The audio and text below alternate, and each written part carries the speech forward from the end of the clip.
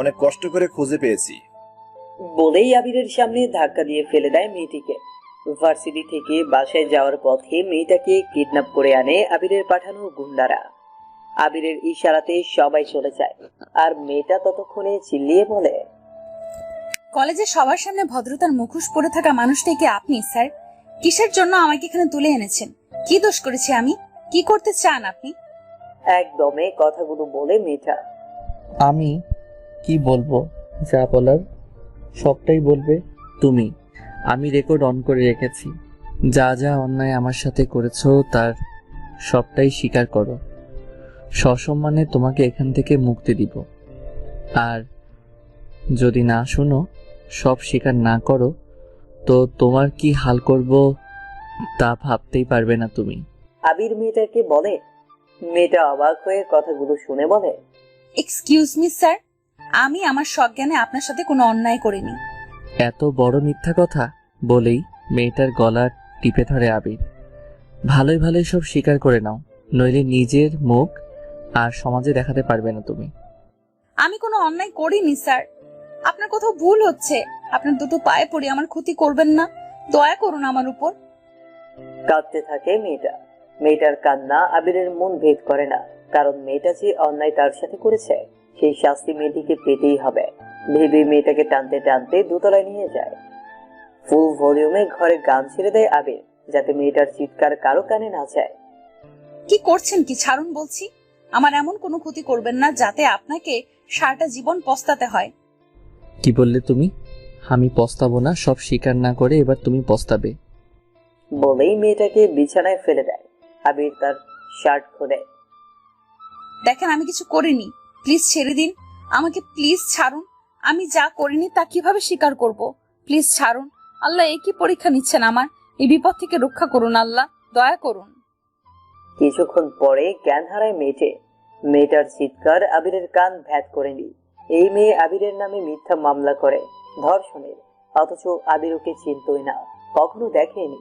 অথচ এই মেয়ে গতকাল আবিরের নামে কোর্টে মিথ্যা বলে আবির নাকি তাকে রেপ করেছে। কথাগুলো ভাবতেই ঘৃণা আসে আবিরের। বেশ করেছি যা করেছি। মিথ্যা মামলাতে আমার যা মানহানি করেছে সেটাই সত্য করে দিলাম।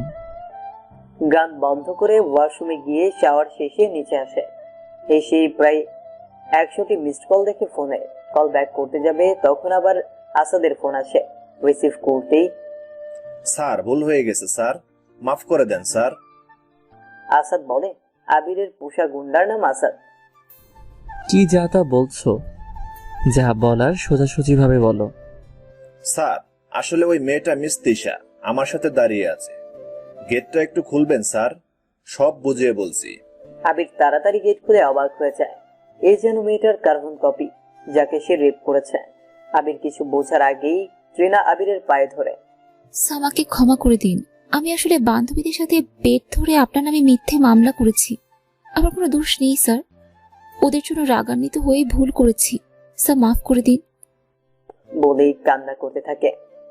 আবির ট্রিনাকে জোর করে উঠিয়ে সজোরে একটা থাপ্পড় দেয় আর বলে, লজ্জা থাকলে কেসটা তুলে নিবে, নইলে এমন জঘন্য অপরাধের জন্য টিসি দেওয়ার ব্যবস্থা করব। জীবনেও কোথাও পড়ার সুযোগ পাবে না। স্যার আমি কেস তুলে নিয়েছি, স্যার আমায় ছেড়ে দিন প্লিজ। দূর হয়ে যাও আমার সামনে থেকে। কখন আমার সামনে আসলে খুন করে ফেলবো। এরপর আবির আসাদকে বলে, তুই ওকে কিভাবে পেলি? তাহলে আগে যাকে তুলে এনেছিস সে কে? জানি না স্যার, ওই মেয়েটা আসলে কে? দুজনে একই রকম হলো কিভাবে কিছু বুঝতে পারতেছি না স্যার, ক্ষমা করে দেন স্যার। দূর হয়ে যা সামনে থেকে। তোকেও কখনো সামনে পেলে তোকে খুন করে ফেলবো। আসাদ কোনো ক্রমে পালিয়ে আসে। সে জানে মিস্টার আবির চৌধুরী কতটা ভালো মানুষ, আবার কতটা ভয়ঙ্কর রাগে। আবির পাপ বোধে জ্বলছে, তাও সে উপরে গেল। দেখে মেয়েটার জ্ঞান এখনো আসেনি। নিজেই নিজেকে দোষারোপ করছে। এতটা জঘন্য কাজ সে কখনো করবে বলে ভাবেনি। আলমারি থেকে একটা শাড়ি বের করে আবির এরপর মেয়েটাকে কোলে তুলে নেয়। দেখে মেয়েটার শরীরে অনেক জায়গায় ছিলে গিয়ে রক্ত বের হয়েছে। নিজের অজান্তেই একটা নির্দোষকে এত বড় শাস্তি দিয়ে সে নিজেই কষ্ট পাচ্ছে। ওয়াশরুমে নিয়ে শাওয়ার করিয়ে নিজেই মাথা মুছিয়ে দিয়ে শাড়িটা পরিয়ে দেয়। এরপর কাটা অংশগুলোতে অ্যান্টিসেপটিক লাগিয়ে দেয়। মেয়েটার পাশে বসে থাকে আবির। নিজের অপরাধের ভুগতে ভুগতে মেয়েটার পাশে বসা অবস্থায় ঘুমিয়ে যায় আবির। হঠাৎই আবিরের ঘুম ভেঙে যায় মেয়েটির অস্ফুট ঘুমানোর শব্দে। তাকিয়ে দেখে অচেতন অবস্থায় মেয়েটা কাতরাচ্ছে। আবির তাড়াতাড়ি করে বাটিতে পানি এনে মেয়েটার মাথায় জলপট্টি দিতে থাকে। জ্বর কিছুটা কমেছে দেখে স্বস্তির নিঃশ্বাস ছাড়ে আবির। কি হতে কি হয়ে গেল? 2 দিন আগেও যে ছিল সবচেয়ে চরিত্রবান ছেলে, সে আজ রেপিস্ট।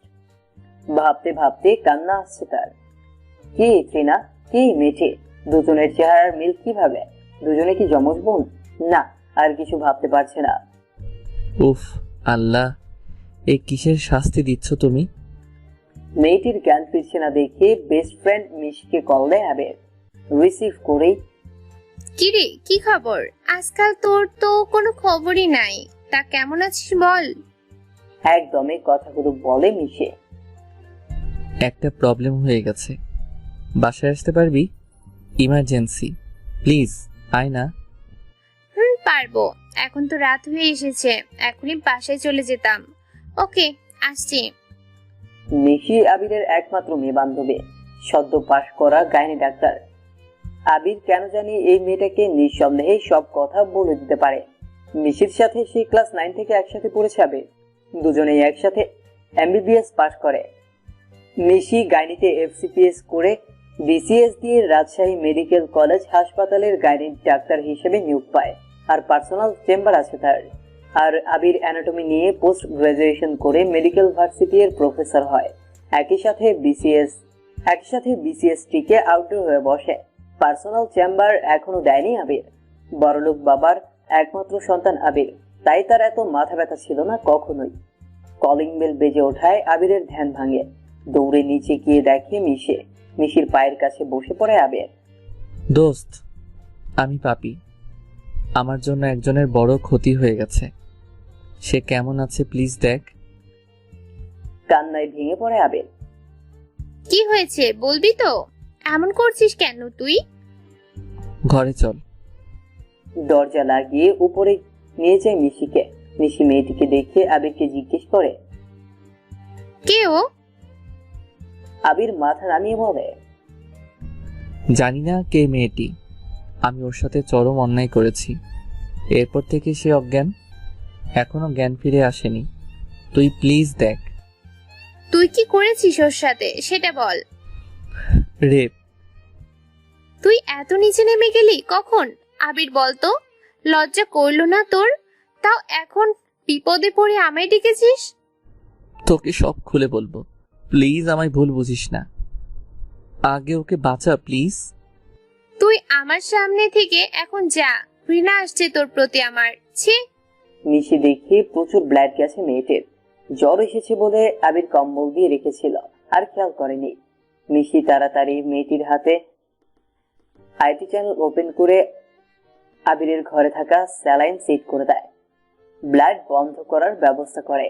জ্বরের ঔষধ দিয়ে দেয় স্যালাইনের মাধ্যমে। বেরিয়ে আসে আবিরের রুম থেকে। আবিরের কাছে পরে মিশি সব শুনে বলে, তুই রাগী ছিলি জানতাম, কিন্তু তাই বললে এতটা নিচে নেমে যাবি জানা ছিল না। বলেই আবিরের বাসা থেকে বের হয়ে যায় মিশে। আবিরের মনে পড়ে মেয়েটি ঘরে একা, তাই দরজা লাগিয়ে সোজা ওপরে যায় আবির। রুমানা আবিরের বাসায় কাজ করে, ঘর গোছায়, রান্না করে। ওকে সকালে ছুটি দিয়েছে, তাই সে আজ একা। আবির মেয়েটির পাশে বসে টুলে বসে মেয়েটির দিকে তাকিয়ে আছে। কি নিষ্পাপ মেয়েটি! ঘুমন্ত অবস্থায় মেয়েটিকে খুব সুন্দর লাগছে দেখতে। নিজের প্রতি ঘৃণাতে ভিতরটা তিলে তিলে জ্বলছে। না পারছে কাউকে বলতে, না পারছে সহ্য করতে। ট্রেনা বাসাতে বসে বসে ভাবছে, এমনটা তো হওয়ার প্ল্যান ছিল না। কিভাবে কি হয়ে গেল কিছুই তো বুঝলাম না। কি রে, কি ভাবছিস? সে বিকেল থেকে তুই চুপ আছিস, তোকে খুব টেন্স লাগছে। খুলে বল সবকিছু। প্ল্যান ভেস্তে গেছে, বুঝতে পারছি না কিভাবে কি হলো। কি বলিস? তোর জন্য এত কষ্ট করে প্ল্যান করলাম, আর তুই বলিস ভেস্তে গেছে? কিভাবে কি হলো খুলে বল, আমার টেনশনে হাত পা কাঁপছে। আবির স্যারের হাত খুব লম্বা, যতটা দুর্বল ভেবেছিলাম তার কিছুই না। আজ আমাকে তুলে নিয়ে গিয়েছিল স্যারের বাসায়। কি বলিস? স্যার তোর কোনো ক্ষতি করেনি তো? না, আমি তো ভেবেছিলাম আজ আমি মার্ডারই হয়ে যাব, কিন্তু স্যার অবাক করে আমাকে একটা চড় মেরে ছেড়ে দিল। এটাই আমাকে ভাবাচ্ছে বেশি। আমি যা করেছি তার শাস্তি মাত্র এইটুকু? স্যারের সম্মান মাটিতে মিশিয়ে দিয়েছি, তাও স্যার কিচ্ছু বললো না রে। আমি তো আবারও স্যারের প্রেমে পড়ে গেলাম। তুই যা বলেছিস, স্যার যা হ্যান্ডসাম না, আমারও প্রেমে পড়তে ইচ্ছে করে। আর একবারও এই কথা বলবি না, মেরে না তোর মুখ ভেঙে দিব। তৃণা বড়লোক বাবার একমাত্র মেয়ে, যা চায় সবকিছু নিজের করেই ছাড়ে, সেটা যে কোনো মূল্যের বিনিময়ে হোক না কেন। সাইরাকে শুনিয়ে দেয় তৃণা। তৃণা মেডিকেলে চান্স পেয়েছে, এবার কিন্তু মেসে থাকতে চায় না বলেই ফ্ল্যাটটা ভাড়া করা। সাইরাকে তৃণাই এনেছে এই ভাড়া করা ফ্ল্যাটে। দুই বান্ধবী একসাথে থাকবে তাই। তাছাড়া শহরে একা থাকার চেয়ে কেউ থাকা বেশি ভালো। যদিও তৃণার বডিগার্ড হিসেবে দুইজন থাকে বাসায়, আর কাজের জন্য একটা মেয়ে, রান্নার জন্য আরেকজন মেয়ে। তৃণার বাবা সবসময় মেয়েকে চোখে চোখে রাখেন, আর মেয়ের মাথা নষ্ট হবার পেছনে এই একটাই কারণ, মেয়ের সব আবদার পূরণ করার জন্যই বাবা যেন সর্বদা প্রস্তুত। কিন্তু এবার তৃণা লুকিয়ে কিছু কাজ করে, তাও ধরা খেয়ে নিজেই টেনশনে পড়ে গেছে। আবির মেয়েটির মাথার কাছে গিয়ে বসে চিন্তা করতে করতে ওভাবেই ঘুমিয়ে পড়ে। মেয়েটির মাথার পাশে মাথা রেখে তুলে বসে ঘুমিয়ে আছে আবির। সকালে জ্ঞান ফিরে মেয়েটির পাশে আবিরকে দেখে সরে আসে। নিজেকে শাড়িতে দেখে বুঝে ফেলে আবির তাকে শাড়ি পরে আছে। ঘৃণাতে মুখ ঘুরিয়ে নেয় মেয়েটা, অস্ফুট সুরে বলে, ছি, মানুষ এত জঘন্য হয় কেন আল্লাহ? বলেই ফুপিয়ে কেঁদে ওঠে মেয়েটা। কান্নার শব্দে আবিরের ঘুম ভেঙে যায়। এখন কেমন আছো? আবির বলে মেয়েটিকে। সারা নেই মেয়ের, নিঃশব্দে কাছে সে। আমি জানি আমি অনেক বড় পাপ করে ফেলেছি। আমি আসলে জানতাম না তুমি আর তৃণা দেখতে একই রকম। তৃণা আমাকে মিথ্যা রেপ কেসে ফাঁসিয়ে আমার সম্মানহানি করেছে, তাই আমি রাগে ওকে তুলে আনতে বলি, কিন্তু আসাদ তোমাকে তৃণা ভেবে তুলে আনে। আর তুমি দেখতে হুবহু তৃণার মতো। মাথা খারাপ হয়ে গিয়েছিল তুমি স্বীকার না করায়। আমি খুব ভুল করে ফেলেছি, ক্ষমাও করতে পারবে না জানি। তুমি যা শাস্তি দিবে মাথা পেতে নিব। প্লিজ কথা বলো, আমাকে আর কষ্ট দিও না। তোমার সাথে করা অপরাধ বোধ আমাকে খুব কষ্ট দিচ্ছে। প্লিজ কথা বলো, চুপ করে থেকো না আর। প্লিজ মেয়ে, তোমার তো নামটাও জানি না, প্লিজ কিছু তো বলো। নাটক বন্ধ করেন। এর আর শাস্তির কথা বলছেন স্যার? আপনি পারবেন আমার সম্মান ইজ্জত ফিরিয়ে দিতে? পারবেন না। এই যে আমি একদিন ধরে নিখোঁজ, পারবেন আমার গরিব দুঃখী মায়ের মুখে হাসি ফোটাতে? পারবেন আমার বাবাকে বলতে আপনার নিষ্পাপ মেয়েকে ফিরিয়ে নিন? পারবেন সমাজকে বলতে আমি সতী? কি হলো, কথা কেন বলছেন না? জানি পারবেন না, তাই এক্ষুনি আমি চলে যাব এখান থেকে। পারবো না সব ফিরিয়ে দিতে, কিন্তু তোমাকে একাও ছাড়তে পারবো না। কোথায় যাবে আগে বলো, নাম কি তোমার? নাম দিয়ে কি করবেন? নিজের ভোগ তো মিটিয়েই নিয়েছেন। বিশ্বাস করো আমি অমন না। আবিরের কোনো কথা না শুনেই মেয়েটি হাতের স্যালাইন চ্যানেল টান দিয়ে খুলে ফেলে। এতে বের হয়ে আসে রক্ত। মেয়েটির কোনো চিৎকার না আসলেও যেন এই ব্যথা আবির পাচ্ছে। তাড়াতাড়ি হাতটা ধরে ফেলে, যেন তারই হাত কেটেছে। হাতটা ছাড়ুন। দেখছো না রক্ত বের হচ্ছে, থামো একটু। থাক, আর নাটক করতে হবে না। বলে পাশের বক্স থেকে অ্যান্টিসেপটিক লাগিয়ে ব্যান্ডেজ দিয়ে হাতে বেঁধে দেয়। এবার হাত ছাড়িয়ে নিল মেয়েটি। বিছানা থেকে তাড়াহুড়ো করে উঠতে গিয়ে ব্যথাতে আর দুর্বলতাতে পড়ে যেতে শুরু করে। আবির ধরে নেয় মেয়েটিকে, খুব কাছে দুইজন দুজনের। ঘোর কাটিয়ে মেয়েটি বলে, স্বাদ মেটেনি তাই না? ছাড়ুন আমাকে। এমন একটা কথাতে রাগ আসে আবিরের, তাও ভালো করে বলে, তুমি এখনো অসুস্থ, রেস্ট নাও, নাস্তা নিয়ে আসি, খেয়ে নিবে। বলেই বের হয়ে যায় আবির।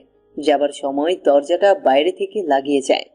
নিজেকে খুব ছোট লাগছে আজ নীরার। কিভাবে সমাজের কাছে মুখ দেখাবে, কিভাবে বাবা মায়ের মুখের সামনে দাঁড়াবে, কিভাবে বড় ভাইয়ার সামনে দাঁড়াবে, কিভাবে ক্লাসে যাবে, ভাবতে ভাবতে ফুপিয়ে কাঁদে অনেকক্ষণ। না, এই জীবন আর রেখে কি হবে? আমাকে ক্ষমা করে দিও আল্লাহ। বলেই বিছানার চাদর ভাগ করে কেটে ফেলে নীরা। পাশের বক্সে থাকা কেচি দিয়ে সেগুলোকে বেঁধে পেঁচিয়ে নেয় আর ফ্যানের সাথে ফাঁস রেডি করে তাতে ঝুলে পড়ে নীরা। আবির খাবার নিয়ে এসে দরজা খুলেই চিৎকার করে খাটে উঠে মেয়েটিকে জড়িয়ে ধরে। ফাঁস থেকে মুক্ত করে মেয়েটিকে বিছানায় শুইয়ে দেয়। মেয়েটার মাথায় মাথা দিয়ে বলে, প্লিজ মাফ করে দাও, আর এমন করবে না কখনো। আবিরের চোখের পানি মেয়েটার মুখে পড়ছে। আবির উঠে বসে বলে, খাবার এনেছি, প্লিজ খাবে। আপনার হাতে খাবার খাওয়ার চেয়ে বিষ খাওয়া ভালো। এরই মাঝে মিশি ফোন দেয় আবিরকে। হ্যালো। মিশি বলল, কেমন আছে মেয়েটি? যেমন দেখে গিয়েছিলি, শুধু জ্ঞান ফিরেছে, আর একটু আগে আত্মহত্যা করতে গিয়েছিল। তা তো করবি, যে কোনো মেয়েই করবে। এখন কি করবি তুই সেটা বল। কি করতে বলছিস সেটা বল। বিয়ে করে নে।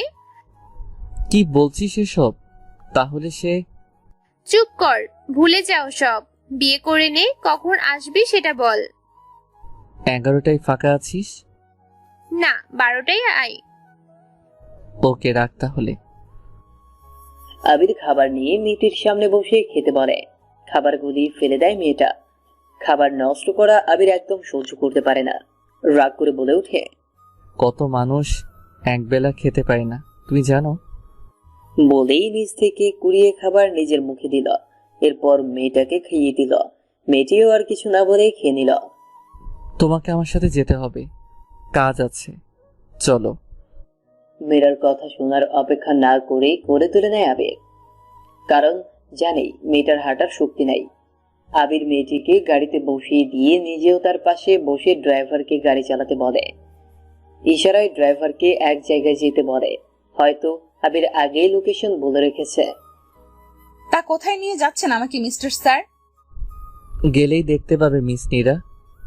নাম কিভাবে জানলেন? কিছুক্ষণ আগেও তো নাম জিজ্ঞেস করছিলেন। কিছুক্ষণ পরেই বুঝতে পারবে সেটা।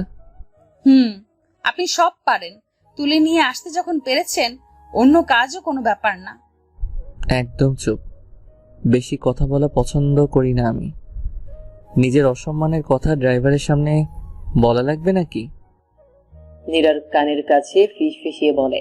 নীরাও আর কিছু বলে না। অন্যায় করে এখন ভালো মানুষ সাজা হচ্ছে। আর কত ন্যাকামি দেখতে হবে আল্লাহই জানে। গাড়ির জানলা দিয়ে বাইরে তাকিয়ে আছে। প্রকৃতি দেখতে তার ছোটবেলা থেকেই খুব ভালো লাগে। আজ সব অসহ্য লাগছে, তাও নিজেকে মনে মনে দোষারোপ করছে। কিসের পাপের শাস্তি সে পাচ্ছে? গাড়ি এসে থামে একটা পার্লারের সামনে। আবির নিজে নেমে নীরাকে বের হতে বলে। নীরা নামতেই মিশি বলে, এই তো চলে এসেছো, তাড়াতাড়ি আসো। একটু না সাজলে হয় বলো? 1 ঘন্টায় খুব সিম্পল সাজিয়ে বাইরে আনে মিশে। শপিং সেই করেছে। একমাত্র ফ্রেন্ডের বিয়ে বলে কথা। নীরাকে এতই সুন্দর লাগছে যে আবির হা করে তাকিয়ে আছে মীরার দিকে। লাল শাড়ির সাথে খোলা চুলে লাল গোলাপ, চোখের কাজল, ঠোঁটে লাল লিপস্টিক। অল্প সাজেই যেন নীরাকে লাল পরীর মতো লাগছে। এই যে মিস্টার আবির, দেখার সময় আরো আছে, এখন তো চোখ সরান নাকি? আবির লজ্জা পেয়ে চোখ সরিয়ে নেয়, কিন্তু আর চোখে বারবার নীরার চোখের দিকে তাকাচ্ছে, যেন বারবার প্রেমে পড়তে ইচ্ছে করে। আবিরকে নিজের গাড়িতে যেতে বলে আর বলে, নীরা আমার গাড়িতে যাবে। বলে দিয়ে নীরাকে নিয়ে গাড়িতে উঠে মিশে গাড়ি চলতে শুরু করে কোর্টের উদ্দেশ্যে। সেখানে বিয়েটা হবে আবির প্লাস নীরার। আবির আমার বেস্ট ফ্রেন্ড, সেই ক্লাস 9 থেকে একসাথে পড়েছি। কখনো কোনো মেয়ের দিকে খারাপ চোখে দেখেনি। মেয়ে বন্ধু বলতে আমিই ছিলাম তার জীবনে। কখনো ভুলেও আমার সাথে পড়াশোনার বাইরে কথা বলতো না। একটু বড় হবার পর সে পার্সোনাল টুকিটাকি কথা বললেও কোনো মেয়ের সাথে তার রিলেশন ছিল না। কাল রাত্রে চেম্বার থেকে ফেরার পথে তোমায় দেখে যাই। আবিরের মুখ থেকে ঘটনা শুনি, খুব বকি তাকে। এতটা রাগ করা তার উচিত হয়নি, তাই ভুল করে ফেলেছে। ক্ষমা করে দিও নীরা, জীবনে সুখী হবার চেষ্টা করিও। আবির খুবই ভালো ছেলে, তোমার সবচেয়ে কাছের মানুষ হবে, মিলিয়ে নিও। জি ম্যাম, মনে থাকবে।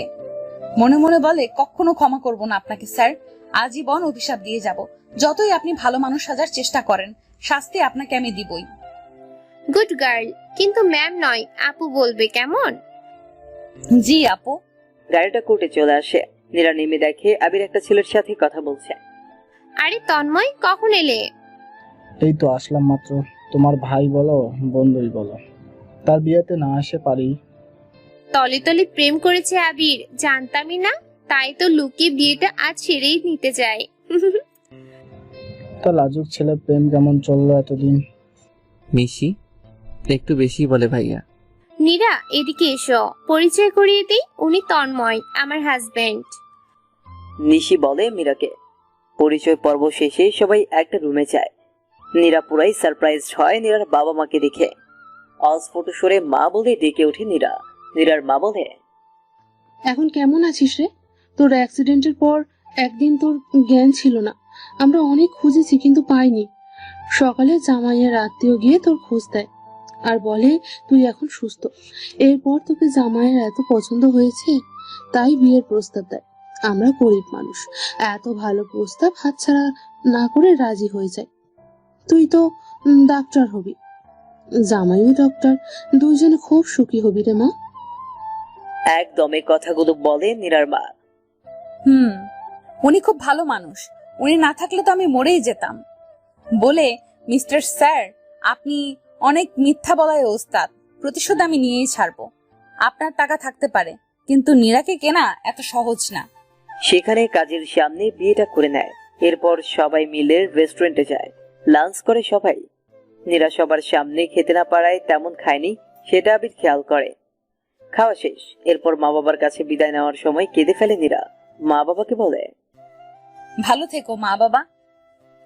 নীরা গাড়িতে উঠে বসে। আবিরও সবাইকে সালাম দিয়ে বিদায় জানায়। ট্রিনা শান্তিতে নাই, খুব হতাশ। তার উপর আজ আবির স্যার আসেনি, ক্লাসও নেয়নি। মানুষটা কি উধাও হয়ে গেল নাকি? কিরে, কিছুই বুঝলাম না। আবির স্যারের কেস তো তুলে নিয়েছিস, তাও কেন স্যার আজ এলো না? সাইরা বলে, আমি কি জানি? আমি কি সব জানতা যে বলে দিব স্যার কোথায় গেছে? আবির স্যার তো তোকে পুরাই পাগলি বানিয়ে ফেলবে। বেশি বকিস না। এমনিতে বাবা আমাকে রাজশাহী আসতে দিচ্ছিল না। যদি জানতে পারে আমি এসব করেছি না, তাহলে নির্ঘাত নিয়ে যাবে। আমি তো আবির স্যার ছাড়া থাকতেই পারবো না। স্বপ্ন দেখিস না। তুই কি জানিস স্যার ম্যারিড কিনা? মাঝে বকিস না। উনি আমার প্রথম প্রেম, যে কোনো মূল্যতে ওনাকে আমার চাই চাই। মন খারাপ করে সাইরা বলে, ট্রিনার বাবা রাজশাহী শহরটাকে এক প্রকার ঘৃণাই করে। কখনো চায়নি তার একমাত্র মেয়ে এই শহরে আসুক। অথচ ট্রিনার সেই ছোটবেলার শখ সে ডাক্তার হবে, আর চান্সও পেল নাকি রাজশাহীতে। তাও চায়নি ট্রিনা আসুক এই অভিশপ্ত শহরে। ট্রিনার ইচ্ছে আর জেদের কাছে হেরে গিয়ে আজ ট্রিনার রাজশাহীতে, আর এসেই ঘটিয়ে ফেলেছে গন্ডগোল। আবির আর নীরা বাসায় আছে। সন্ধ্যা হয়ে গেছে। আবির কফি বানিয়ে আনে 2 মগ, নীরাকে এগিয়ে দেয় একটা। থাক আর নাটক করতে হবে না, এখন আর কেউ নাই। হয়তো ভালোবেসে বিয়েটা করিনি, কিন্তু শুধু তুমিই জানো কি হয়েছে। আর আর গোটা দুনিয়া জানবে অন্য কিছু। রক্ষা করতে পেরেছি আমি তোমার সম্মান। খুশি হওয়া অনেক পরের ব্যাপার, মেনে নাও। ভুল তো মানুষেরই হয়, ক্ষমা কি করা যায় না? কখনো না। I hate you mister Abir sir. আপনি সব ছাত্রীর ক্রাশ হতে পারেন, কিন্তু আমার কাছে ঘৃণার পাত্র আপনি, কথাটা মনে রাখবেন। নীরা ঘৃণা নিয়ে বলে কথাগুলো। আবির কথাগুলো শুনে খুব কষ্ট পেয়ে ব্যালকনিতে গিয়ে চেয়ারে বসে। মনটা খুব খারাপ করছে। মনে পড়ে নীরা কিছুই খায়নি তেমন। আবার কিচেনে গিয়ে নীরার জন্য স্যুপ বানায়। এরপর ট্রেতে করে কিছু ফলমূল আর স্যুপ বানায়। ঘরে এসে দেখে নীরা উল্টো দিকে ঘুরে শুয়ে আছে। মাথার ফুলগুলি ঘরে ছুঁড়ে ফেলেছে। বিছানায় চুলগুলো এলোমেলো হয়ে পড়ে আছে, আর ঘাড়ের নিচে একটুখানি জায়গাতে শাড়িটা সরে গিয়েছে। খুব আকর্ষণীয় লাগছে এই অবস্থায়। আবির নীরার পাশে টেবিলে খাবার রেখে নীরার পাশে বসে নীরার পিঠে হাত দেয়। নীরাও রাগান্বিত হয়ে ঘুরেই আবিরকে চড় মেরে বসে। লজ্জা করে না? আবার এসেছেন? বাইরে তেমন খাওনি, তাই খাবার নিয়ে এসেছিলাম, তার পুরস্কার পেলাম। আবিরের চোখে পানি। ছেলে মানুষ খুব শক্ত হয়, কখনোই কাঁদে না। তাও আবিরের চোখে জল আসছে নিজের কৃতকর্মের জন্য। খাবো না আপনার কুকর্মের টাকার খাবার। এমন করে বলতে হয় না, লক্ষ্মী মেয়ের মতো খেয়ে নাও। বলে আবির খাইয়ে দেয় নীরাকে। নীরা মনে মনে খ্যাপা হলেও বেশি জেদ দেখাতে পারে না, তাই চুপচাপ খেয়ে নেয়। খাওয়ার পর উল্টো দিক ঘুরে শুয়ে পড়ে। এমনিতেই অসুস্থ, এর উপর সারা দিন বাইরে থাকায় ক্লান্ত হয়ে ঘুমিয়ে পড়ে। আবির সব রেখে এসে নীরার গায়ে কম্বল ঠিক করে দিয়ে নিজেও শুয়ে পড়ে। আবিরের বাসাটা তার বাবার ছিল, এখন তার নামে। দোতলা বাসায় পুরোটাই যেন আধুনিকতার ছোঁয়া। দামি দামি ফার্নিচার আর ঘর সাজানোর কৃত্রিম ফুল চারদিকে। বাসাতে একটা অনুষ্ঠানের পূর্ব প্রস্তুতি হিসেবে সাজানো হয়েছিল বাসাটা। আবিরের বাসায় অনুষ্ঠান, তার আগেই সবকিছু এলোমেলো হয়ে যায়। নীরা ভোরে ঘুম থেকে উঠে দেখলো তার চারদিকে অনেকগুলো sari, three piece, gown, tops, makeup box, matching অলংকার সবকিছুই রাখা। নীরার চোখ দুটো আবিরকে খুঁজছে, কিন্তু আবিরকে না দেখে সবকিছু সরিয়ে নিচে নামতেই মাথার উপর ফুলের পাপড়ি পড়া শুরু করে। নীরা বেশ উপভোগ করে এই ব্যাপারটা। এরপর আবির এসে হাততালি দিয়ে বলে, শুভ জন্মদিন ম্যাডাম। নীরা ভুলেই গেছিল আজ তার জন্মদিন, কিন্তু আবিরকে দেখেই চাপা ক্ষোভ তৈরি হয়। আমার জন্মদিন আপনি জানলেন কিভাবে? সারপ্রাইজ। হ্যাঁ তাই তো, এসব না করে গলা টিপে মেরে ফেললেও তো পারতেন মিস্টার আবির স্যার। এসব কি বলছো? আর এইভাবে কখনো বলবে না। আপনাকে আমি ঘৃণা করি, এইসব করলেই ভাববেন না ভালোবাসবো। বাদ দাও, নাস্তা করো। আর এগুলোর মাঝে এক সেট পরে রেডি হয়ে থাকিও। দাওয়াত দিয়েছে তোমার ফ্যামিলি, যেতে হবে। নাস্তাতে পাউরুটি, কলা, ফল আর চা দেখে নীরার খুব রাগ হয়। ইচ্ছে করেই ঘরের মাঝে কলার খোসা ফেলে দেয়। খায় আর মনে মনে বলে, এগুলো কি মানুষ খায়? সেই সব খেয়ে অভ্যস্ত না। তাই আবির বাইরে থেকে এসেই কলার খোসা না দেখেই পা দেয় আর স্লিপ খেয়ে নীরার উপর পড়ে যায়।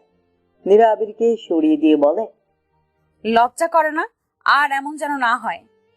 আবির উঠে দেখে কলার খোসা, একটু রাগী সরে বলে, এটা এখানে কোত্থেকে আসলো? নীরা কলার খোসা দেখে মিটি মিটি হেসে বলল, সরি, আসলে মাফ করবেন। নীরার হাসি মুখ দেখে আবির বেশ খুশি হয়। হাসলে যেন নীরাকে অপসরের মতো লাগছে। এতটা সুন্দর সে দেখতে যেন সারা জীবন এইভাবেই চেয়ে থাকা যায়। কি দেখেন এত? বেশিক্ষণ কেউ চেয়ে থাকলে আমার লজ্জা লাগে। এখন যান, আমি রেডি হব। আবির চলে যায়। নীরার শাওয়ার শেষে হালকা পিঙ্ক কালার একটা শাড়ি বেছে নেয়। শাড়িটা পরে চোখে কাজল দেয় গাঢ় করে, কিন্তু মেকআপ সে করে না। পিঙ্ক কালার চুড়ি গহনা পরে নেয়। চুলগুলো খোলা রেখে পাশের ফুলদানি থেকে গোলাপ নেয়। আবিরই আনিয়ে রেখেছে হয়তো। মাথার এক পাশে ফুল গুজে দেয়। বাইরে বের হয় নীরা। নিচে আবির সোফায় বসে আছে। নীরাকে দেখে একভাবে তাকিয়ে আছে আবির। এত সুন্দর একটা মানুষ হয় কিভাবে? নীরা আবিরের ধ্যান ভাঙিয়ে বলে, এই যে আপনার জন্য সাজিনি, যে এইভাবে দেখবেন। তো কার জন্য সেজেছো? সবাইকে বলেছেন আপনি ভালোবেসে বিয়ে করেছেন। নিজেকে সুখী না দেখালে তো আবার আপনার অপমান। তাই বাইরের মানুষের সামনে সুখী হয়েই থাকতে চাই। আজ হয়তো ভালোবাসো না, কিন্তু পরে একদিন বাসবে, বলে দিলাম। বয়েই গেছে আমার একজন রেপিস্টকে ভালোবাসতে। আবির আর কিছু না বলে নীরাকে নিয়ে প্রথমে মেডিকেল ভার্সিটি যায়। সেখানে কলিগদের সাথে পরিচয় করিয়ে দেয় ওয়াইফ বলে। নীরাও বেশ অবাক হয় আবিরের ব্যবহারে। এটাও বলে দেয় নীরা ফার্স্ট ইয়ারের ছাত্রী। কলিগরা মজা করে বলে, তাহলে প্রথম দিন ক্লাসটা যেন নিয়ে যায়। ছাত্রী হাজবেন্ডের ক্লাস করবে। সবাই বেশ উৎসাহী। তাই আবিরও গেল নীরাকে নিয়ে ক্লাসে। ট্রেন আবিরকে দেখে যতই না খুশি হয়, সাথে নীরাকে দেখে যেন আকাশ থেকে পড়ে। এই মেয়ে একেবারেই তার মতো দেখতে, কিন্তু কিভাবে সম্ভব? আর এই আবির স্যারের সাথে কি করছে? ট্রেনার প্রশ্নের উত্তর পেয়ে যায় শুভ্র স্যারের কাছে। শুভ্র স্যার ক্লাসে ঘোষণা দেন, আবির স্যার নতুন বিয়ে করেছেন তোমাদের ক্লাসের ছাত্রীকে। এতে সবাই খুশি হলেও ট্রিনা আর সায়রা একে অপরের দিকে অবাক চোখে তাকিয়ে থাকে। সবাই অবশ্য নীরা আর ট্রিনাকে একই রকম দেখে অবাকও হয়। দুইটা মেয়ে একই রকম, আবার তাদের বাবা মা আলাদা। এই প্রথম দুইজনকে সবাই একসাথে দেখছে। এর আগে বেশি ক্লাসও হয়নি, আর দুইজন একসাথে কখনো ক্লাসে আসেনি। নীরাও বেশ অবাক হয় ট্রিনাকে দেখে। কেউ বলতে পারবে না সে আর ট্রিনার চেহারাতে কোনো তফাৎ নেই। সবাই ক্লাস থেকে বের হয়ে আসে। নীরাকে নিয়ে আবির নীরার বাসায় যায়। এই প্রথম আবির গাড়ি ছাড়া হাঁটছে, কারণ নীরার বাসাটা একটু গলিতে, সেখানে গাড়ি ঢুকে না। নীরার সাথে আবির ওদের বাসায় গিয়ে বেশ কথাবার্তা বলে নীরার পরিবারের সাথে। নীরাও বেশ হাসি খুশি ছিল সবার সাথে, কিন্তু নীরার মনে একটাই প্রশ্ন ঘুরপাক খাচ্ছে, কি ট্রিনা? নীরা রান্নাঘরে মাকে একা পেয়ে জিজ্ঞেস করেই বসে। এমন প্রশ্নে যেন নীরার মা একটু ঘাবড়ে যায়। সেটা না দেখে নীরা আবারও বলে, আচ্ছা মা, যমজ ছাড়া কি দুইটা মানুষ একই হয়? নীরার মা এবার রাগান্বিত হয়ে বলে, আজ একটা মেয়েকে দেখলাম হুবহু আমার মতো দেখতে, আমার সাথেই পড়ে, কিভাবে সম্ভব মা? নীরার মায়ের ব্যবহারও নীরাকে অবাক করে দেয়।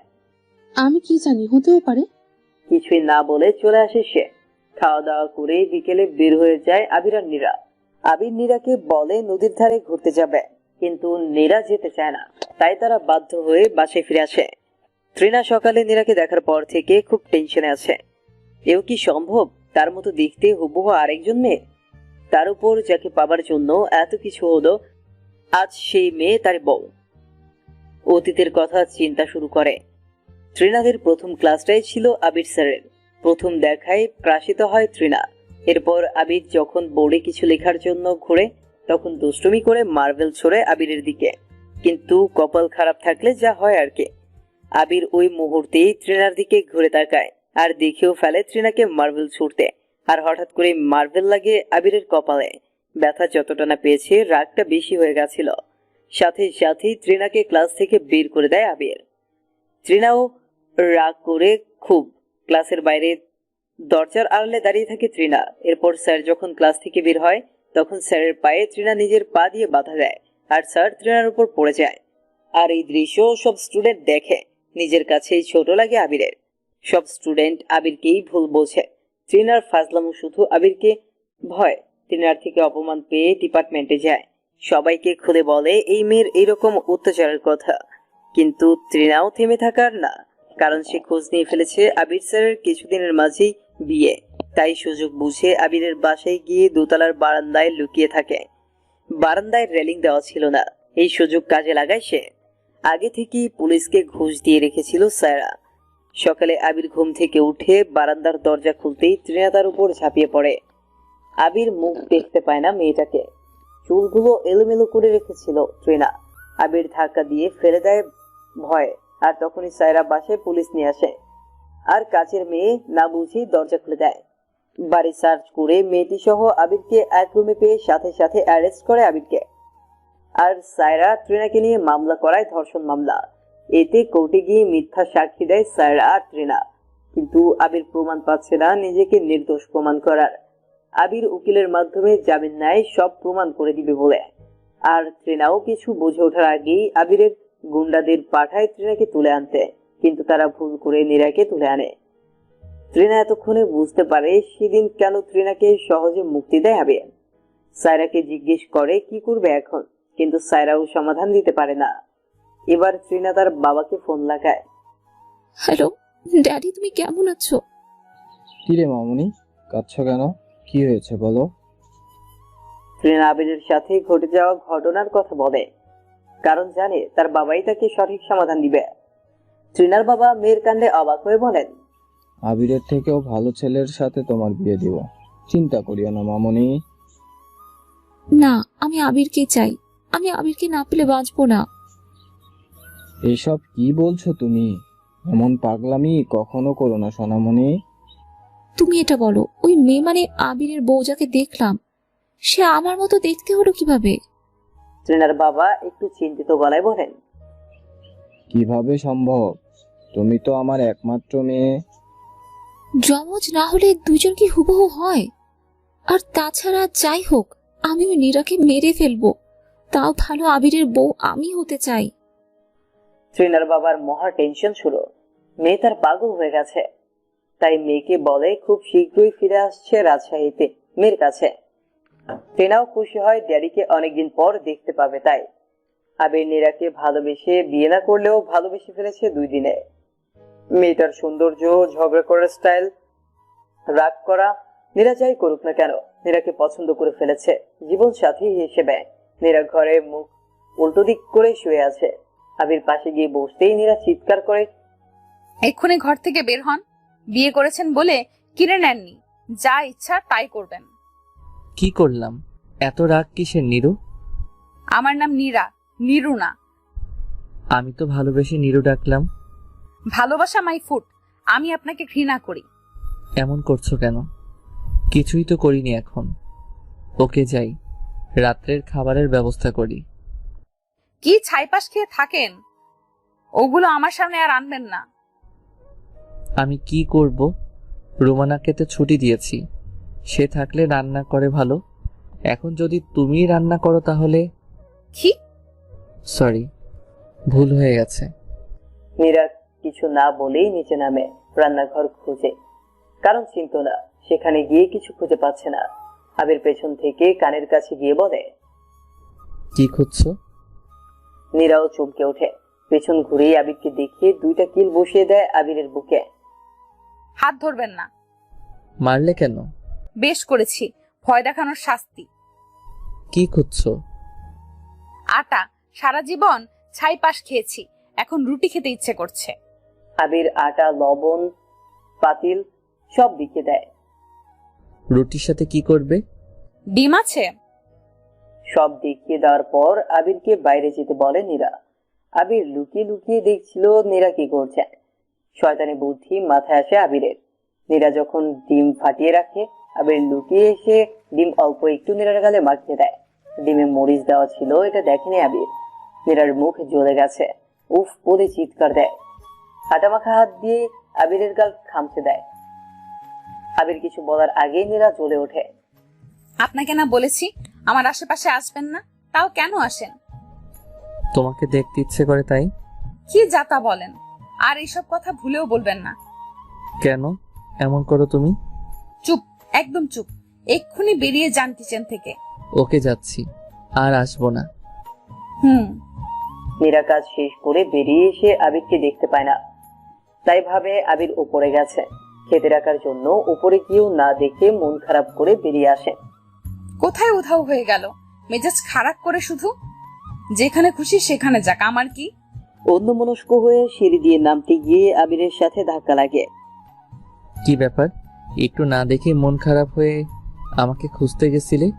মোটেও না। আমি তো বুঝি, তুমি মিথ্যা বলছো কেন? সরে দাঁড়ান।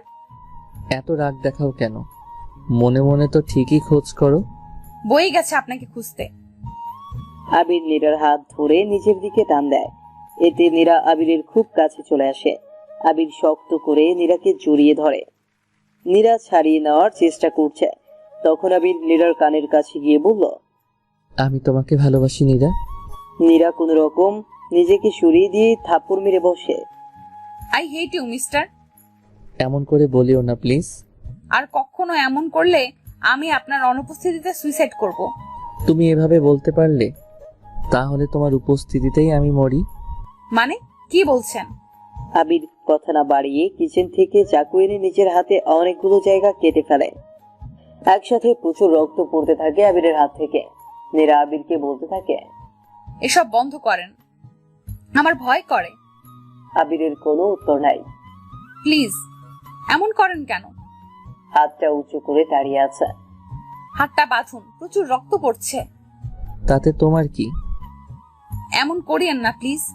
দূরে যাও, আমার কথা তোমার না চিন্তা করলেও হবে। নীরা আবিরকে জড়িয়ে ধরে বলে, প্লিজ এমন করবেন না, বন্ধ করুন এইসব।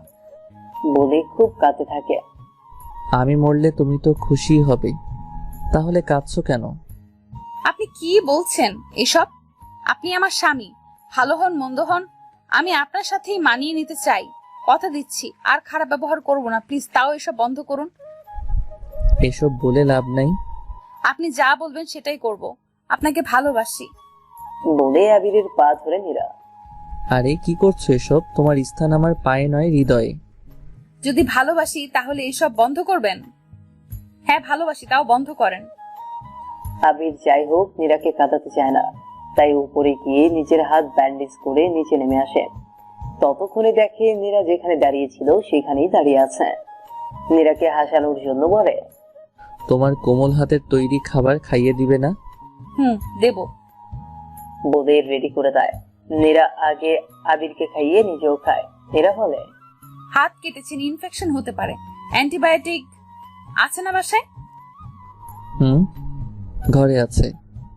ওকে, ঘরে যান, পানি নিয়ে আসছি। বলে আবির চলে যায়। নীরা নিচে সব ঠিকঠাক করে পানি নিয়ে উপরে গিয়ে আবিরকে ওষুধ খাইয়ে দেয়। নিজের দুঃখকে মাটি চাপা দিয়ে আরেকজনের সেবা করা লাগছে। আবির বিছানায় শুয়ে পড়ে। নীরাও এক পাশে শুয়ে কষ্টগুলোর কথা ভাবতে ভাবতে ঘুমিয়ে যায়। সকালে নীরার ঘুম ভেঙে দেখে আবির তাকে জড়িয়ে ধরে ঘুমিয়ে আছে। যেন নিষ্পাপ চেহারা আবিরের। ঘুমন্ত অবস্থায় খুব মায়াবী লাগছে। বেশি কিছু না ভেবে আবিরকে সরিয়ে দিল নীরা। উঠে ফ্রেশ হয়ে কিচেনে গিয়ে খাবার বানিয়ে এসে আবিরকে ডাক দেয়। আবির উঠে না দেখে আবিরের কপালে হাত দিয়ে দেখে আবিরের জ্বর এসেছে। তাও আবিরকে ডেকে তুলে ফ্রেশ হতে বলে। আবির নীরার কথা শুনে ফ্রেশ হয়ে নীরার কথা মতো খাবার খেয়ে ওষুধ খেয়ে নেয়। চুপচাপ শুয়ে না থেকে গোসল করে আসেন, এতে জ্বর কমবে। জানি, কিন্তু ঠান্ডা লাগে তো। তাড়াতাড়ি করবেন। আবির ওয়াশরুমে গিয়ে 5 মিনিটে শাওয়ার শেষ করে এসে ঠান্ডা থেকে বাঁচতে নীরাকে জড়িয়ে ধরল। আমি কি কম্বল নাকি? কম্বলের নিচে যান, কাজ আছে কিছু। আমার থেকেও বড় কি কাজ শুনি? ঘরটা এলোমেলো হয়ে আছে, গোছাতে হবে। ও নিয়ে তোমার টেনশন করতে হবে না। কেন? রোমানা আজ আসবে। কে এসে? এই বাসার সব দায়িত্ব তার। চাচি হয় দুঃসম্পর্কের আত্মীয়, কিন্তু আমি ছোট থেকেই রোমানা বলেই ডাকি। ও কখন আসবে? একটু পরেই। কে বলল? সেই ফোন দিয়েছিল কাল। এতদিন কোথায় ছিল? বাড়ি গিয়েছিল। ছুটি দিয়েছিল তাই না? কেন বলো তো? কিছু না, বুঝলাম অন্যায় করার জন্যই বাড়ি ফাঁকা করেছিলেন। যা ভাবছো তাই ঠিক। কি ভাবলাম? কিছু না। কিছুক্ষণ পর কলিং বেল বাজে। নীরা দরজা খুলতে যায়। মেয়েটা প্রবেশ করেই নীরাকে জিজ্ঞেস করে, কে তুমি? এখানে কি করছো? আপনি কে? তার আগে বলো তুমি কে? যাই হোক, আবির কোথায়? সে তো বাসায় আছে। সরো আমার সামনে থেকে। বলেই নীরাকে সরিয়ে ভেতরে ঢুকে সে। আরে কোথায় যাচ্ছেন? কে আপনি? তা তোমার জেনে লাভ কি? তোমাকে কি এই বাড়িতে নতুন কাজে দিছে নাকি? রোমানা কোথায়? কি যাতা বলছেন? আবির রুমে আছে তাই না? আমি কাজের লোক না, আবিরের বউ আমি। হোয়াট? জি হ্যাঁ। আবির বিয়ে কবে করলো? মজা নাও। দিয়ে উপরে যেতে থাকে। আপনি পরিচয় না দিয়ে ভেতরে যেতে পারবেন না। এই ফকিন্নির মেয়ে, তুই কে রে আমাকে আটকানোর? তুমিও কাউকে অপমান করতে পারো না? আবির বলে। চিল্লাচিল্লি শুনে আবির নিচে নামতে গিয়ে এই কথা শুনে ফেলে তাই। আবির, এসব বলছোটা কি? তুমি অন্য কারোর জন্য আমাকে অপমান করছো? মেয়েটি বলে আবিরকে, দেখো, আমার কাছে তোমার কোনোই ভ্যালু নাই। হয়তো ছিল কোনো একদিন, এখন কিছুই নাই। তুমি চলে যেতে পারো, আর আমার সাথে কন্ট্যাক্ট করার চেষ্টাও করিও না। আবির বলে মেয়েটাকে। মেয়েটা আবিরের কলার ধরে বলে, আবির, তুমি এসব বলছোটা কি? তুমি অন্য কারোর জন্য আমাকে অপমান করছো? এত বড় কথা তুমি আমায় বলতে পারো না আবির? আমি তো তোমায় ভালোবাসি। তার চেয়েও বড় কথা, 2 দিন পর আমাদের বিয়ে। সবকিছু ঠিক ছিল, কিন্তু তুমি মাঝখানে এমন কথা কেন বলছো আবির? মেয়েটাকে সরিয়ে দিয়ে, দেখো অনু। মেয়েটার নাম অনন্যা। আবির অনু বলে ডাকে। তোমাকে আমার বিয়ে করা সম্ভব না, কারণ আমার বিয়ে হয়ে গেছে নীরার সাথে। নীরার কাঁধে হাত রেখে বলে আবির, তুমি আমার সাথে ফাজলামি করছো তাই না আবির? কতটা ভালোবাসি তার পরীক্ষা নিচ্ছ তাই না? ফাইজলামি করার কোনো মুডে আমি নাই মিস অনু। এটা বিশ্বাস করি না। বিয়ের 2 দিন আগে এসব কি বলছো তুমি? দেখো অনু, তোমাকে আমি মন থেকে কখনোই ভালোবাসিনি। বাবা বিয়েটা ঠিক করেছিলেন বলে মত দিয়েছিলাম, কিন্তু আমি বিয়ে করেছি আমার প্রেমিকা নীরাকে। তার সাথেই সংসার করব, সেটা তোমার বাবাকে জানিয়ে দিয়েছি। তাও কেন তুমি এখানে এসেছো? আমি চাই তুমি আমাকে কখনো বিরক্ত করবে না। আবির বলে অনুকে। নীরা আবিরের কাছ থেকে সরে এসে বলে, বিয়ে যখন ঠিকই করা ছিল তাহলে বিয়ে করতে কি প্রবলেম? আর আমি আপনার প্রেমিকা ছিলামও না, হবও না কখনো। বিয়ে করে সুখী হয়েন, আমি চলে যাব এই বাসা থেকে। বলেই নীরা উপরে চলে যায়। নীরা, ভুল বোঝো না। আবিরের কথা নীরা শোনেও না। এটা বিশ্বাস করি না, বিয়ের 2 দিন আগে এসব কি বলছো তুমি? বাহ আবির বাহ, তুমি একটা অমানুষ। বাহ আবির বাহ, তুমি একটা অমানুষ। নইলে আমার সাথে এমন করতে না তুমি। বিয়ের সবকিছু ঠিকঠাক, কার্ড ছাপানো হয়ে গেছে, আর তুমি অন্যকে নিয়ে সংসার করছো। বেশ ভালো, তোমাকে সুখে থাকতে দিব না। বিয়ে তোমাকে করতেই হবে ওই দিনেই, ওই সময়েই। পারলে আমি কিস করে আসবো। বলে অনন্যা চলে যায় আবিরের বাসা থেকে। দরজা খোলাই ছিল, তাই রুমানা কখন এসেছে আবির খেয়াল করেনি। রুমানা আবিরকে এসে বলে,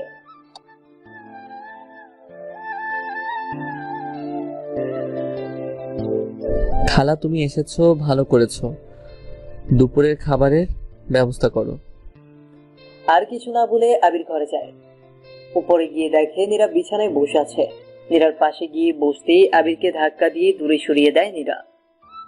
দেখুন, আমি আপনাকে ভালোবাসি না, ভালোবাসবো না কখনো। আর আমার কাছে আসার চেষ্টাও করবেন না।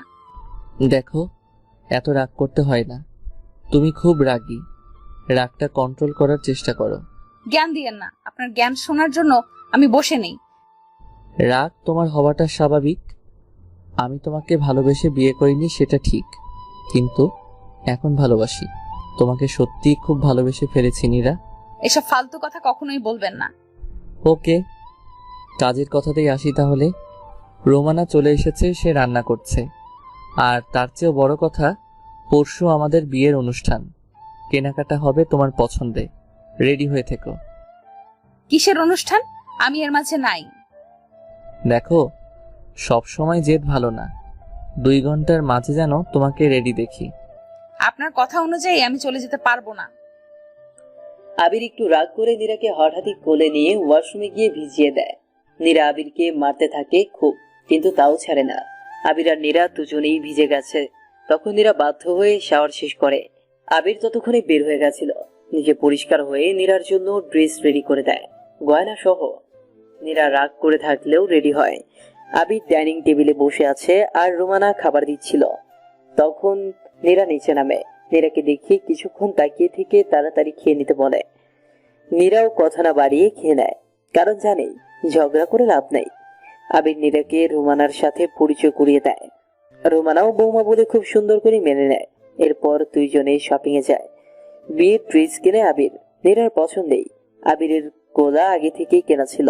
গয়না কিছু কিনে সন্ধ্যার পর রেস্টুরেন্টে ঢুকে সেখানে ডিনার করে রোমানার জন্য 1 প্যাকেট নিয়ে বাসায় এসে দেখে আবিরের বাবা মা এসেছে। নীরার সাথে পরিচয় করিয়ে দেয় আবির। নীরা সবাইকে সালাম দেয়, কিন্তু নীরাকে যে আবিরের বাবা মা মানতে পারেনি সেটা বুঝতে পারে আবির। এতে আবিরের তেমন কিছুই যায় আসে না, কারণ আবির সারাটা জীবন একা একাই বড় হয়েছে। আবিরের বাবা মা শুধু টাকার পেছনে দৌড়িয়েছে। আবিরের জন্য কোনো স্পেশাল সময় ছিল না তাদের।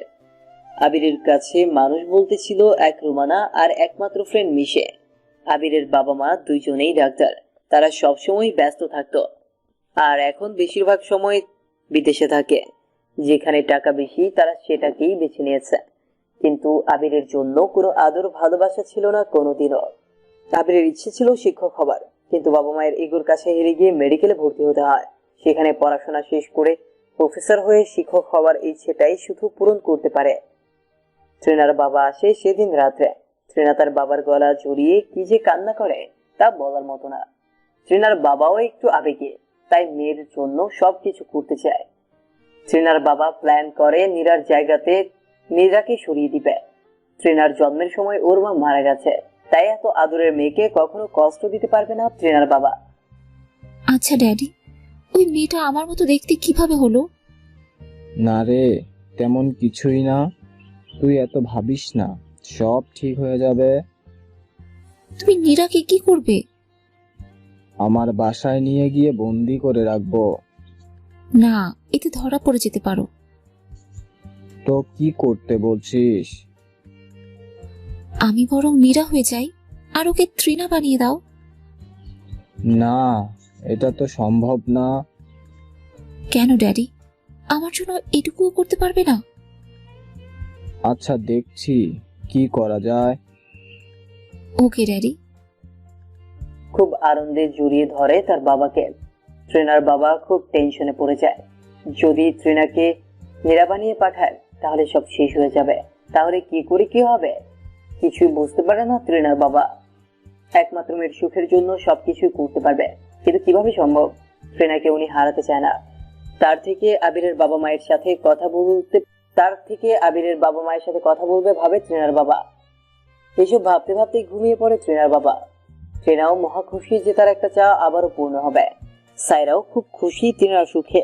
আবিরের মা আর বাবা আবিরের সাথে মিটিং এ বসে।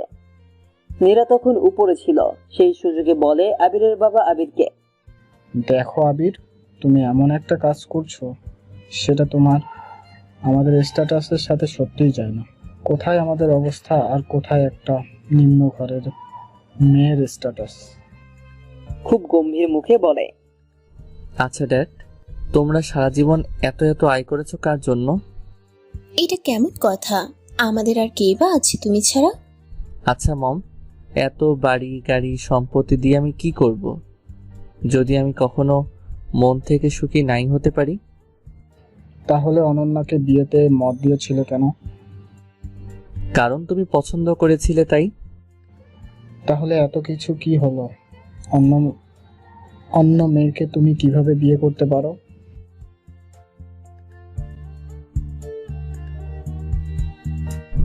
এটা একটা অ্যাক্সিডেন্ট ছিল, কিন্তু বিয়ের পর আমি নীরাকেই ভালোবেসে ফেলেছি। কিসের অ্যাক্সিডেন্ট? আমি তোমাদের এত কিছুর জবাব দিতে পারবো না মম। প্লিজ আমার ভালোবাসাকে তোমরা মেনে নাও, নইলে তোমরা তোমাদের বাসায় গিয়ে তোমাদের মতো ব্যস্ত লাইফ লিড করো। নীরার সাথে আমাকে সুখী থাকতে দাও প্লিজ। তার মানে আমরা তোমার কেউ না, তাই তো আবির? তোমরা আমার বাবা মা। আমি যদি তোমাদের পছন্দ অনুযায়ী চলি তাহলে আমার সুখের দিকটাও তোমাদের দেখা উচিত। তোমার সাথে কথা বলি বা কি লাভ? আমরা এখন পর হয়ে গেছি। নীরা উপরে দাঁড়িয়ে সব শুনেও কিছু না বলে ঘরে গিয়ে কাঁদে। আসলে নীরা তো চায়নি এমন তার সংসার হোক। এরা এতই ধনী যে মানুষকে শুধু কষ্ট দিতেই জানে। আপনার কথা অনুযায়ী আমি চলতে পারবো না। আমি তো নিম্ন ঘরের মেয়ে। এই বাড়িতে থাকা আমার সত্যি অনুচিত। কাল সকালেই চলে যাব।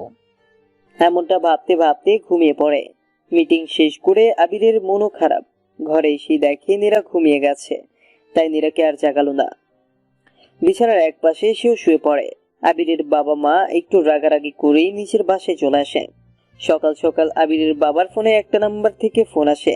জরুরি ভিত্তিতে আবিরের বাবাও দেখা করতে রাজি হয়ে যায়। আবিরের বাবা আর ট্রিনার বাবা একটা রেস্টুরেন্টে দেখা করে। ট্রিনাকে দেখার পর আবিরের বাবা যেন অবাকই হয়। পুরোই নীরার মতো দেখতে, কিন্তু পোশাকগুলোই শুধু শর্টকাট। ট্রিনা বেশ মধুর কণ্ঠে বলে, আঙ্কেল, আমি আবির স্যারকে খুব বেশি ভালোবাসি, তাই তাকে একটু কষ্ট দেই, কিন্তু আবির স্যার আমায় ভুল বোঝে। তারপর কিভাবে যে ওই মেয়েটাকে পেলো তা আমি জানি না।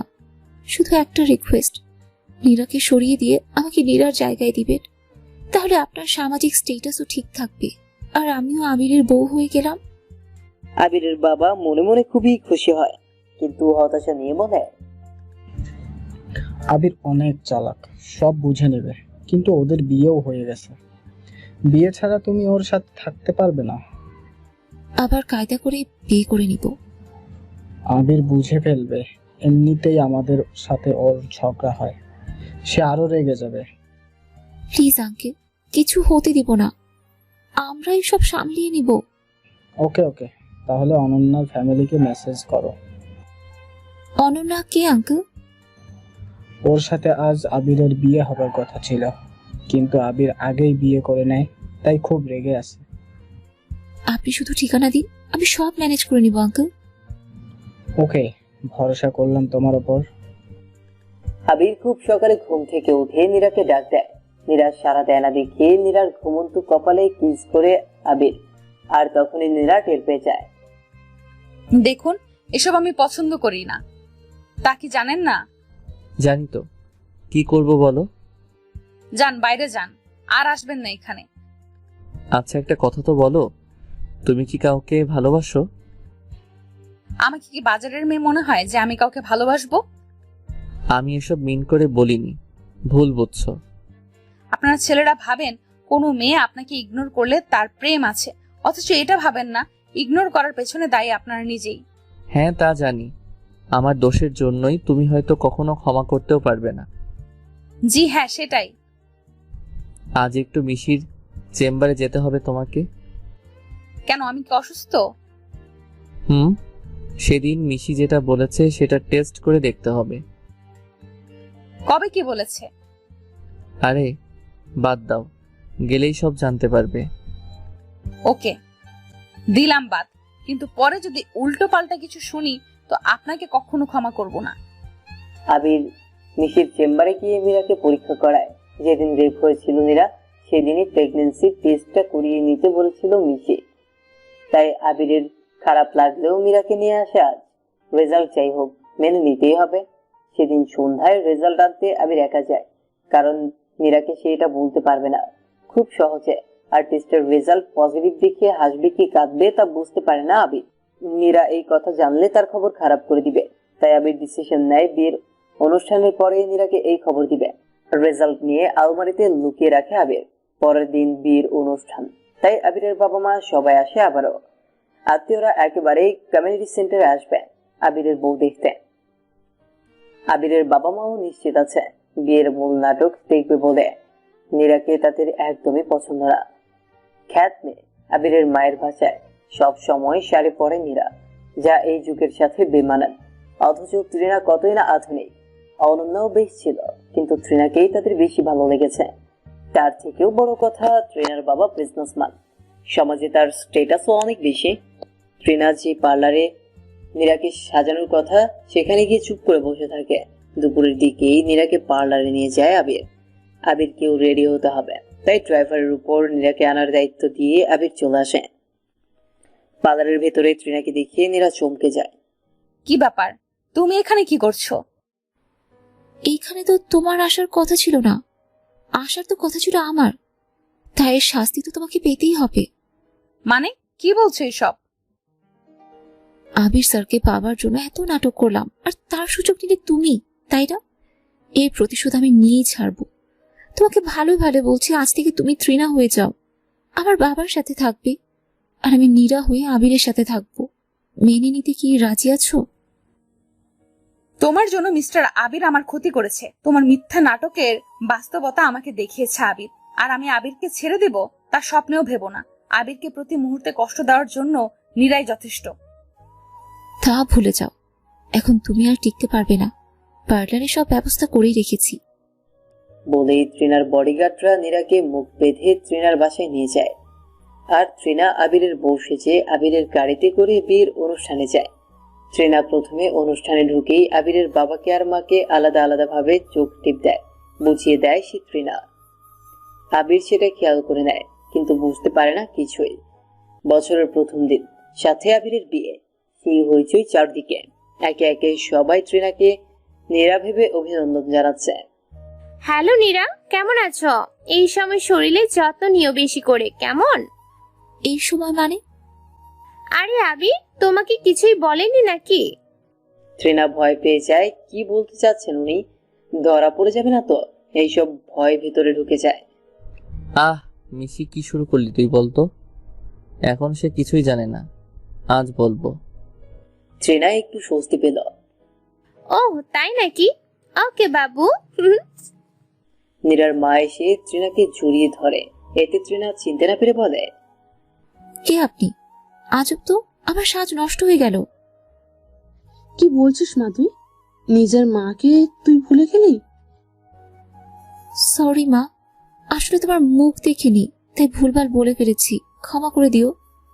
ও, এই মহিলা যে এমন করবে কে জানতো? আমি তো ধরাই পড়ে যাচ্ছিলাম।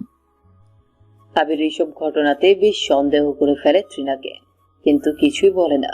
মনে মনে বলে, নীরা তো এমন ছিল না, তাহলে কি এই মেয়ে নীরা নয়?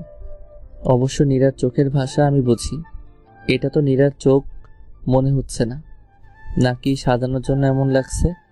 না, মাথা কাজ করছে না। পরে দেখা যাবে। আচ্ছা, যদি এটা নীরা না হয় তাহলে নীরা কোথায়? আর চিন্তা করতে ভালো লাগছে না আবিরের। আবির ডার্লিং, এত কিসের টেনশন করছো তুমি?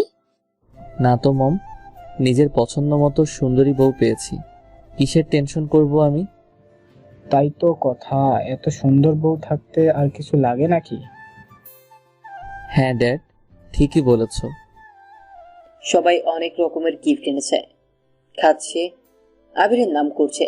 ফটোশুট, ভিডিও সব শেষ করে রাত 12টার দিকে তারা সবাই বাসায় চলে আসে। ট্রিনার বাবা নীরাকে দেখে বেশ অবাক হয়, একেবারে ট্রিনার মতো দেখতে। আচ্ছা, এটা কিভাবে সম্ভব? মিসেস আবির, তুমি তো পুরাই টিনার মতো দেখতে। এটাই তো আমার জীবনের জন্য কাল হয়ে দাঁড়িয়েছে মিস্টার। কিন্তু কিভাবে সম্ভব সেটা বলতো। এটা আপনি ভালো করেই জানবেন, আমার তো জানার কথা না। আমি কি জানবো? তা আমি জানি না। যাই হোক, আমাকে এখানে তুলে এনে কি আপনি ভালো কাজ করেছেন? আমি আমার মেয়ের চোখের জল দেখতে পারি না। ও তাই না? আবির আমায় ভালোবাসে, আর সে ট্রিনাকে খুব শীঘ্রই ধরে ফেলবে। চিনতেই পারবে না। তা কয়দিন পরেই বুঝতে পারবেন। যাও, ওপরে টিনার ঘরে গিয়ে থাকো। সাইরা, সাইরা। বলে সাইরাকে ডাকে। জি আঙ্কেল। আজ থেকে নীরাকে ট্রিনা মনে করে তাকে নিয়ে থাকবে। আর বডিগার্ড তো আসেই, পালাতে পারবে না। জি এসো। বলেই নীরাকে ধরে নিয়ে যায়। সাইরা ছাড়ো, খুব শীঘ্রই তোমাদের জেলে পাঠিয়ে ছাড়বো, দেখে নিও। নীরা এতদিন না বুঝলেও এখন বুঝতে পারছে সে আবিরকে ভালোবেসে ফেলেছে। খুব কষ্ট হচ্ছে নীরার, কিন্তু এখান থেকে কিভাবে পালাবে তার প্ল্যান করতে থাকে। রাত্রে বাসায় ফিরে ট্রিনার হাব ভাব দেখি পুরোই বুঝে যায় এটা তার নীরা না, তাও নাটক করতে থাকে আবির। নীরা, তোমাকে একটা সারপ্রাইজ দিতে চাই। জি বলুন। আসলে কিভাবে যে বলবো বুঝছি না। ন্যাকামি না করে বলে ফেলুন। আসলে সব দোষ ওই ত্রিনার, তাই ভুলবশত তোমাকে ত্রিনা ভেবে ওই কাজ করে ফেলি। টেস্টের রিপোর্ট পজিটিভ, মানে তুমি প্রেগনেন্ট। ট্রিনা খুব ভয় পেয়ে যায়। কি বলছে আবির এসব? সে তো পুরোই সুস্থ, ধরা পড়ে যাবে সে। ভয়ে ভয়ে বলে, মানে কি? এত ভয় পাচ্ছ কেন তুমি? কি হয়েছে? না কিছু না, সারাদিন অনেক ধকল গেছে, এখন ঘুমাবো। ট্রিনা এতদিন আবিরের কাছে আসার চেষ্টা করেছে, আর আজ পালাচ্ছে। সে চেঞ্জ করে শুয়ে পড়ে বিছানাতে। আবির তার পাশে ঘুমোতে গেলে বলে, আপনি আমার কাছে আসবেন না, দূরে থাকুন। আবির এইসব ব্যবহারে পুরোটাই বুঝে যায় এটা নীরা না। নীরা আর যাই হোক, নীরার রাগ করার স্টাইলটা আলাদা। আবির কিছু না বলে পাশের রুমে গিয়ে শুয়ে পড়ে। নীরা খুব ভোরে ঘুম থেকে উঠে ট্রিনার ড্রেস পরে নেয়। ট্রিনার বাবা নিচে আগে থেকে উঠে বসেছিল। High daddy. ট্রিনা, তুমি কখন এলে মামুনি? আবিরকে সেরে আসা তোমার উচিত হয়নি। আরে কি বলছো ড্যাডি? আমি তো কাল রাত থেকে এখানেই আছি, নিজের মেয়েকেও চিনতে পারো না? সত্যি করে বলো তো আমি কে? আমি কিছু জানি না। হ্যাঁ দেখো ড্যাডি, আমি আমার মাকেও সেম কথা জিজ্ঞেস করেছি, সেও এড়িয়ে গিয়েছে, এখন তুমিও এড়িয়ে যাচ্ছ। কি সম্পর্ক আমাদের দুজনের? আমরা একই রকম দেখতে কিভাবে? আমি সত্যি জানিনি নায়রা। তার মানে আমি ধরে নিলাম ট্রিনা তোমার মেয়ে না? না, ট্রিনা আমারই মেয়ে। তাহলে আমি কে? তুমি কে আমি তা জানি, কিন্তু তুমি আমার মেয়ে নও ট্রিনা। তাহলে ট্রিনা কে? ঠিক এই সময় ট্রিনা আবিরের বাসা থেকে পালিয়ে আসে, কিন্তু নীরা ওর বাবার কথা শুনতে পেয়ে লুকিয়ে থাকে। কথা শুনতে থাকে লুকিয়ে লুকিয়ে। ট্রিনার বাবা বলতে শুরু করে, আমার ক্লাস 9-এ থাকতে একটা মেয়ের সাথে প্রেম হয়ে যায়, কিন্তু মেয়েটা আমার সাথে 5 বছরের প্রেমের পর যোগাযোগ বিচ্ছিন্ন করে দেয়। জানি না তার কি হয়েছিল। অনেক খোঁজ করার পর জানতে পারি সে বিয়ে করেছে আমারই বন্ধুকে। আমার প্রচুর কষ্ট হয়েছিল সেই দিন, কিন্তু সব কষ্ট মেনে নেওয়ার চেষ্টা করেছিলাম। কিছুদিন পর শুনতে পাই তার ছেলে হয়েছে। যে স্বপ্ন আমি দেখছিলাম সেই স্বপ্ন আজ অন্য কারো সাথে পূরণ করছে। আমি আমার বন্ধুকে শত্রু হিসেবে গণ্য করি। প্রতিশোধ এর নেশা উঠে যায় আমার রক্তে। আমার পড়াশোনা শেষ করে বাবার বিজনেসে হাত দিয়েই শুরু করি প্রতিশোধের খেলা। বন্ধু মাহমুদ আর প্রেমিকা হেনার সাথে ভালোই প্রতিশোধ নিতে পেরেছিলাম আমি। মাহমুদ এর ব্যবসায় লস করাতে শুরু করি। আস্তে আস্তে সে এত লস খেয়ে যায় যে সে রাস্তার ফকির হবার দশা হয়ে যায়। তখন হেনা দ্বিতীয়বারের মতো প্রেগনেন্ট ছিল। হেনার জীবন মরণের রাত ছিল সেইটা। হেনাকে হসপিটালে ভর্তি করানো হয়। সেদিন হেনার 2টা মেয়ে হয়। হেনার জ্ঞান ফিরতে অনেক সময় লাগে। আর তখন ডাক্তার এর বিল যত হয় সেটা শোধ করার ক্ষমতা ছিল না মাহমুদ আর হেনার। সেই সুযোগটাই কাজে লাগাই আমি। নার্সকে টাকা দিয়ে মাহমুদের কাছে পাঠাই। নার্স মাহমুদকে বলে, মিস্টার মাহমুদ, আপনার বিল তো অনেক বেশি, 50,000 টাকা, আর আপনি তা শোধও করতে পারবেন না। আর এদিকে একজন পেশেন্টের বাচ্চা মরা অবস্থা, সন্তানের মৃত্যু হয়েছে। আপনি যদি আপনার একটা সন্তানকে বিক্রি করে দিতেন তাহলে তারাও সন্তান পেত, আর আপনারাও টাকা পাবেন। 2 লাখ দিবে বলেছে তারা। মাহমুদ খুব লোভী হয়ে উঠেছিল তখন, তাই নার্স এর সাথে রাজি হয়ে যায়। বিক্রি করে দেয় তার এক মেয়েকে। আসলে সেদিন আমার স্ত্রী মারা যায়নি, কারণ আমি তো বিয়েই করিনি। শুধুমাত্র প্রেমিকাকে পাপ বোধে রাখবো বলেই এই সন্তানটা নিয়ে নিই। হেনা খুব কষ্ট পেয়েছিল সেদিন। নিজ সন্তানকে মাহমুদ এর কাছে বিক্রি করে বলেও আজও মাহমুদকে ক্ষমা করেনি হেনা। আর ত্রিনাকে নিয়ে আমি চলে গিয়েছিলাম ঢাকা। কখনো এই শহরে আসতে চাইনি, কিন্তু ত্রিনার মেডিকেলে পড়ার জেদের জন্য তাকে আনতে আমি বাধ্য হই। আর আপনার সেই মেয়ের জন্যই আমাকে রেপের শিকার হতে হয়। আপনাদের প্রতিশোধের আগুনে আমাদের জীবনটা জ্বলে গেল। আজ এক বোন আরেক বোনের সংসার নষ্ট করতে গেছে, আর আপনিও তাতে সায় দিয়েছেন। আমি তো আবির স্যারকে বিয়ে করতে চাইনি। আপনার মেয়ের জন্য আবির আমার সাথে যে অন্যায় করেছে তার জন্য ক্ষমা আবিরকে কখনো করব না, আর ত্রিনাকেও কখনো ক্ষমা করব না। আড়াল থেকে ত্রিনা বের হয়ে আসে। আমি সব শুনেছি ড্যাডি, আমি তোমার মেয়ে না। না রে মা, তুমি আমার মেয়ে ছিলে, থাকবে। না, তুমি আমার বাবা না। তাছাড়া তোমার জন্য আমি কাল নিজের মাকে অপমান করেছি। নীরাকে ত্রিনা বলে, আমি ভেবেছিলাম জোর করে ভালোবাসা হয়, কিন্তু না, আমি জোর করে ভালোবাসা পেতে গিয়ে বুঝেছি সেটা আমার জন্য না। আবির স্যার তোমাকে খুব ভালোবাসি নীরা। আমি চলে এসেছি ওই বাসা থেকে। তোমার ভালোবাসা তোমারই আছে। তুমি আর তোমার সন্তান মিলে স্যারের সাথে সুখে থেকো, সুখে থেকো নীরা। জানি আবির আমায় ভালোবাসে বোন। বলে ত্রিনাকে জড়িয়ে ধরে নীরা। ত্রিনা এত সত্যি কথা জানার পর পাগলের মতো আচরণ শুরু করে, এরপর অজ্ঞান হয়ে যায়। ত্রিনার বাবা খুব কান্নায় ভেঙে পড়ে। নীরা, ত্রিনার বাবা তুষার, সায়রা মিলে ত্রিনাকে হাসপাতাল নিয়ে যায়। নীরা আবিরকে ফোন দেয়, মা আর ভাইকেও ফোন দেয় নীরা। সবাইকেই সব খুলে বলে ফোনে।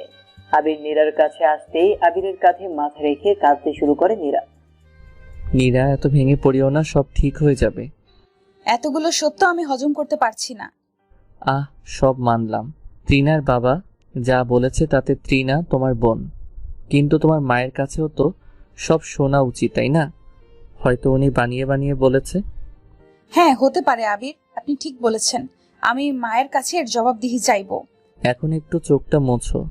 কাল আমি ছিলাম না আপনার পাশে। জানতাম, সেটা ত্রিনা বুঝে ফেলে চলে আসে। আমার জন্য টেনশন করেননি? যদি বিপদ হয়ে যেত? না, কেন জানি মনে হচ্ছিল তুমি সেফ আছো। সেফই ছিলাম। উনি আমাকে নিজ মেয়ের মতো যত্নে রেখেছিল। আচ্ছা, এসব বাদ দাও, তুমি কেমন আছো সেটা বলো। আমি, আপনার সন্তান, সবাই সেফ আছি। তুমি জানতেই কথা। আপনি রিপোর্ট আলমারিতে লুকিয়ে রেখেছিলেন, সেখানে দেখেছিলাম।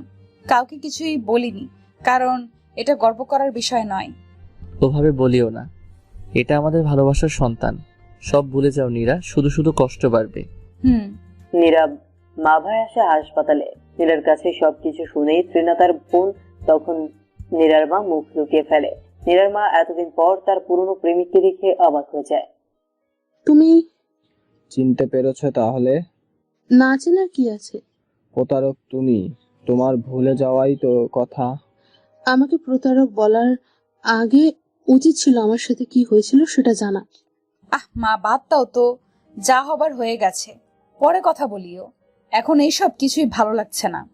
নীরা সকাল থেকে না খেয়ে এসব টেনশনে সেও জ্ঞান হারায়। আবির নীরাকে ভর্তি করিয়ে দেয় কেবিনে। দুই বোন দুই কেবিনে ভর্তি হয়ে আছে, আর বাইরে সবাই চিন্তিত। হেনার সাথে তুষারের কয়েকবার দেখা দেখি হলেও কেউ কথা বলছে না কারোর সাথে। হেনা তার ছেলে মাসুদকে বলে ঘরে তার বাবা মাহমুদ একা আছে, তাই মাসুদকে পাঠিয়ে দেয়। হেনা আবিরকেও বাড়ি পাঠিয়ে দেয়। আবির আর কিছু মনে না করে পাশে চলে আসে। দুই মেয়ে এক কেবিনে আছে। দুই মেয়ের মাঝে বসে আছে হেনা, আর এক পাশে বসে আছে তুষার। জানি না দুই মেয়েকে কি এমন বলেছো তাই তারা দুজনেই জ্ঞান হারিয়েছে। পুরোটাই তোমার ওপর দোষ চাপিয়েছে হেনা। চিন্তাও করিও না, চীনা কখনো তোমার মুখ দেখতে চাইবে না। আর কত শাস্তি দেবে তুমি আমাকে?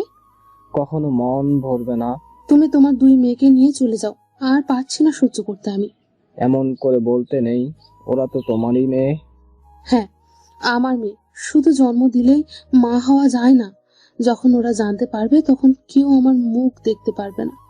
কিন্তু সব সহ্য করেও পারছি না। এবার সব বলে দিয়ে সবার জীবন থেকে চলে যাব। ভুলেও এই কাজ করিও না। নিজের সাথে সাথে আমার মুখটাও কালি করে দিতে পারলে তুমি। নীরার জ্ঞান ফিরে আসে ওই মুহূর্তে, আর মাকে জিজ্ঞেস করে, কিসের সত্য কথা মা? কি গোপন রেখেছিলে এতদিন? আর কিছু লুকিয়ে রেখো না, সব বলে দাও দয়া করে। ওইদিকে ট্রেনারও জ্ঞান ফিরে আসে। হেনাকে মা বলে ডেকে ওঠে। দুই মেয়েকে দুই পাশে নিয়ে বসে আছে হেনা। আমি জানি আমার মা খারাপ না। আমার ড্যাডিও খারাপ না, বিশ্বাস করি না। কি হয়েছিল সব খুলে বলো। আমি ক্লাস 9 থেকে তুষারের প্রেমে পড়ি। প্রেম এতটাই গভীর ছিল যে কেউ কাউকে ছেড়ে থাকার কল্পনাও করতাম না। দুজনে সংসার করার স্বপ্ন দেখতাম, একসাথে ঘর বাঁধার স্বপ্ন সব সময় বিভোর থাকতাম। এভাবেই স্কুল শেষ করে কলেজে উঠি, সেখানেও একসাথে ভর্তি হই। সব ক্লাস একসাথে করতাম, প্রাইভেটও একই সাথে পড়তাম, একসাথে ঘুরতে যেতাম। কত রঙিন স্বপ্ন ছিল দুজনের চোখে। হ্যাঁ, ভালোবাসা এতই গভীর ছিল, কখনো চিন্তাও করিনি একে অন্যকে ছাড়া থাকতে হবে। এভাবেই আমরা অনার্সে ভর্তি হই, দুইজন একসাথেই বিশ্ববিদ্যালয়ে চান্স পাই। বেশ খুশিই ছিলাম দুইজনে, কিন্তু সুখ বেশি দিন টিকলো না আর। হঠাৎই হেনা মিসিং হয়ে যায়। আমি অনেক চেষ্টা করেও যোগাযোগ করতে পারিনি। সেদিন বাসায় জানতে পারে আমি তুষারের সাথে রিলেশন করি। সেদিন বাবা খুব মেরেছিল। এখনকার মতো তো আর তখন ফোন ছিল না, ঘরে দরজা লাগিয়ে বন্দি করে রাখে। অনেক কেঁদেছিলাম সেদিন, কেউ আসেনি এই চোখের পানিটা মুছিয়ে দিতে। এসব কথা বলনি। বলবো কিভাবে বলবো? জানতেই পারতাম না কখন সকাল আর কখন রাত হতো। সব সময় বন্দি থেকে অতিষ্ঠ হয়ে গিয়েছিলাম। হঠাৎ একদিন মা এসে বলে গেলেন আমার বিয়ে। আমি না দেখেছি বর, না দেখেছি ঘর। তুষারকে ছাড়া আমি নিজেকে কল্পনাও করতে পারতাম না তখন। আমার অনিচ্ছায় বিয়ে হয়ে যায় মাহমুদের সাথে। বিশাল ব্যবসায়ী সে, বাড়ি গাড়ি টাকা ধন দৌলত সবই ছিল, কিন্তু আমি কখনোই সুখী ছিলাম না। আমি শুধু তুষারকেই ভালোবাসতাম। বিয়ের রাতে মাহমুদ এসে বলে সে সব জেনে শুনেই বিয়ে করেছে। সে আমাদের প্রেমের কথা বাবাকে বলে দেয়, আর সে প্রেমের কথা সমাজে রটিয়ে দেবে এই ভয় দেখিয়ে বিয়ে করে আমাকে। বিয়ের পর থেকে শুরু হয় মানসিক শারীরিক নির্যাতন। নির্যাতন সহ্য করতে করতে একটা বছর পার হয়ে যায়। 1 বছর পর আমি জানতে পারি আমি অন্তঃসত্ত্বা। কিন্তু নির্যাতনের মাত্রা তো কমেনি, কারণ আমার জীবনে অন্য ছেলে ছিল। মাহমুদ কখনোই বিশ্বাস করতো না আমাকে। মার খেয়ে খেয়ে মাসুদের জন্ম হয়। তাও আমাকে শুনতে হয়েছে মাসুদ নাকি আমার পাপের ফসল। মাসুদকে কখনো মাহমুদ নিজের সন্তান হিসেবে মেনেই নেয়নি। হ্যাঁ, এতই যখন অত্যাচার করার ছিল, তাহলে আমার সুখের জীবনটা নষ্ট করার কারণ আমি সত্যি আজও খুঁজে পাইনি। এত কিছু আমাকে কখনো বলনি কেন হেনা? অবহেলা অনাদারে মাসুদ এর বয়স তখন 5 হয়। কখনো আমার মা ছেলে সুখে ছিলাম না। সব সময় সংসারের কাজ করাতো সে, আর আমার একটু অসাবধানতা হলেই লাথি ছাটা আমার যেন পাওনা হয়ে গিয়েছিল। কিছুদিনের মাঝেই জানতে পারি মাহমুদ পরনারীতে আসক্ত। এই কথাটা আমাকে মুছে অবাক করেনি, কারণ যার নিজের চরিত্র খারাপ সেই অন্যকে খারাপ ভাববে। এইভাবে মাসুদের বয়স 6 বছর হয়ে যায়। মাসুদ তখন আমার মার আর নিজের মার খেয়ে অভ্যস্ত হয়ে গেছে। একদিন সকালবেলা জানতে পারি মাহমুদের গ্রামের সকল পুকুরে মাছ একসাথে বিষ খেয়ে মারা গেছে। 5টা পুকুরে মাছ ছিল। একদিনে এত লস খেয়ে মাহমুদ পাগলের মতো চিৎকার করতে থাকে। সেদিন জিজ্ঞেস করাতে আমাকে কুকুরের মতো পেটায়, বলে আমার জন্যই তার লস হয়েছে। মুখ বুঝে মার সহ্য করেছিলাম। এরপর সেদিন দুপুরবেলা খবর আসে মাহমুদের 3টা গার্মেন্টসের ফ্যাক্টরিতে আগুন লাগে। একদিনে 100 কোটি টাকার লস খাত মাহমুদ।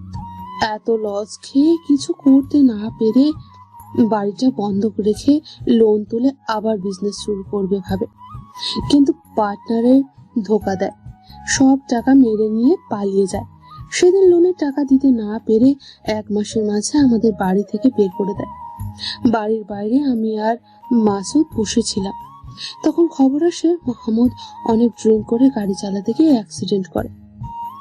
এই সব ক্ষতির পিছনে আমিই ছিলাম। কি? তোমার ধোঁকা পেয়ে নিজেকে প্রতিশোধের আগুনে জ্বালিয়ে নিয়েছিলাম তাই। কিন্তু জানতাম না তুমি কত কষ্ট পেয়েছো। শুধু নিজের কষ্ট দেখেছিলাম, আর কিছুই দেখিনি।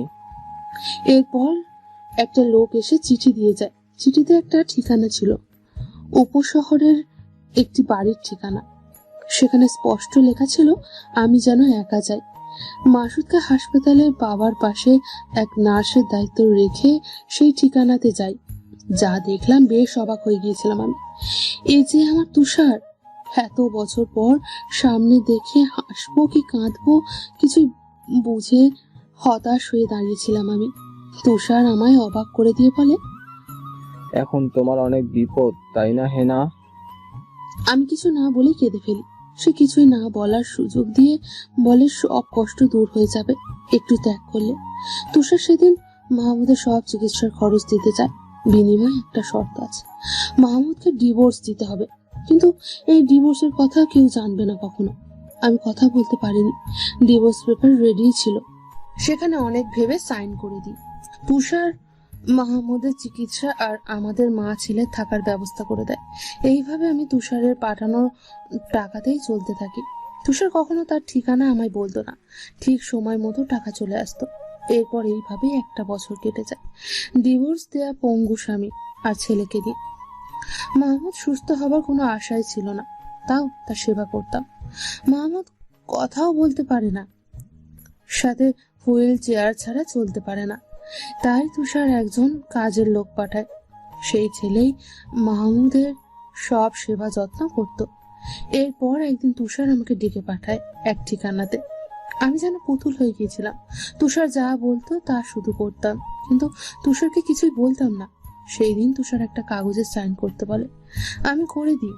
এরপর চলে আসার সময় আর আসতে পারিনি। তুষার আমায় কাছে টেনে নেয়, কিন্তু সকালবেলা আমাকে বের করে দেয়। এইভাবে সে প্রায় আমাকে ডেকে পাঠাতো সেই ফ্ল্যাটে। আমি যেতে বাধ্য ছিলাম, কারণ আমি পড়াশোনা বেশি করিনি, না করি কোনো চাকরি। এইভাবে চলার কিছুদিন পর আমি জানতে পারি আমি মা হতে চলেছি। আমি কখনো তুষারকে এই খবর দিইনি, সে নিজেই জেনে নেয়। সব সময় খোঁজ রাখতো সেইভাবেই হয়তো। ডেলিভারির ডেট এগিয়ে আসে। আত্মহত্যা করতে চেয়েও পারি না, কারণ সন্তান পেটে নিয়ে মরলে পাপ হবে। তাই জীবন্ত প্রাণ মারতে চাইনি আমি কখনোই। প্রায় দিনই চিঠি আসতো যেন নিজের খেয়াল রাখি, কখনোই যেন মাহমুদের ঘরে না যাই। এরপর যেদিন পেন ওঠে, মাসুদই আশেপাশের মানুষ ডেকে হাসপাতালে নিয়ে যায় আমাকে। মাহমুদ অসুস্থ হলেও বেশ ভালোই করেই বুঝে গিয়েছিল আমি আর তার নেই। আমিও তার ঘরে ভুলেও যেতাম না, তাই সে জানতো না আমার মা হওয়ার খবর। নার্স আমায় এসে বলল আমার 2টা মেয়ে হয়েছে। আনন্দিত হতে পারিনি সেই দিন, কারণ যাকে একদিন ভালোবাসতাম তার পাপের ফল এই সন্তান। না, পাপের না, ওরা 2জন আমার বৈধ সন্তান। কিভাবে? লাস্ট যেই দিন একটা পেপারে সাইন করা, সেটা তোমার আমার বিয়ের পেপার ছিল। তোমাকে কখনো জানাতে চাইনি রাগের জন্য। এরপর তুষার নার্স দিয়ে একটা মেয়েকে নিয়ে চলে যায়। চিঠি লিখে যায় স্মৃতি হিসেবে নিয়ে গেলাম। ভেবেছিলাম আর কখনো হয়তো খোঁজ নেব না, কিন্তু আজ অবধি আমার সব খরচই আসে তুষারের কাছ থেকে। মায়ের জীবনের গল্প শুনে দুই মেয়ের চোখে জল ছিল। নীরা মায়ের কাছ থেকে উঠে গিয়ে বাবা বলে জড়িয়ে ধরে তুষারকে। আমাকে ক্ষমা করে দিও, এতদিন নিজের আরেক মেয়েকে আদর দেইনি তাই। তুষার নীরাকে বলে, ড্যাডি, আমি যে আমার বাবাকে ফিরে পেয়ে